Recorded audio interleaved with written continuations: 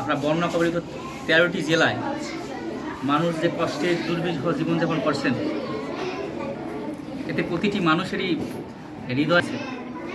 আমার মনে হয় না এই সোশ্যাল মিডিয়ায় যেভাবে পোস্ট আসছে এবং যেভাবে মানুষ যেভাবে মেসেজ দিয়েছে, এটা এমন কোনো মানুষ হয়তো বা দেখে নাই, এবং দেখার পরে এমন কোনো মানুষ নাই যে মানুষের মনটা কাঁদে না এবং চোখ থেকে পানি পড়ে নাই। তারই একজন মানুষ আমি। যখন আমি এই দৃশ্য দেখেছি, আমি আমার মেয়েকে ধরে কেঁদেছি।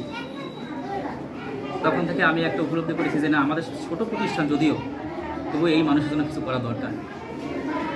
সেই প্রেক্ষিতে আমরা উদ্যোগ নিয়েছি এবং সামান্য কিছু টাকা, এখন আমরা তাদের কাছে 25,000 টাকা দিয়েছি এবং আগামী দিনের মধ্যে আরও কিছু টাকা আমরা তাদেরকে দেবো। এই সামান্য টাকা যেন আপনারা এখানে আসছেন, আমরা আসলেই লজ্জিত যে আমরা একটা বড় অ্যামাউন্ট আপনাদেরকে দিতে পারি না। ইনশাল্লাহ আমাদের প্রতিষ্ঠান আসতে বড় হবে, আমাদের এই ধরনের মানবিক কাজের মাত্রা ইনশাল্লাহ বাড়বে। এই আশা ব্যক্ত করে আমি আমার বক্তব্য শেষ করছি। ধন্যবাদ সবাইকে।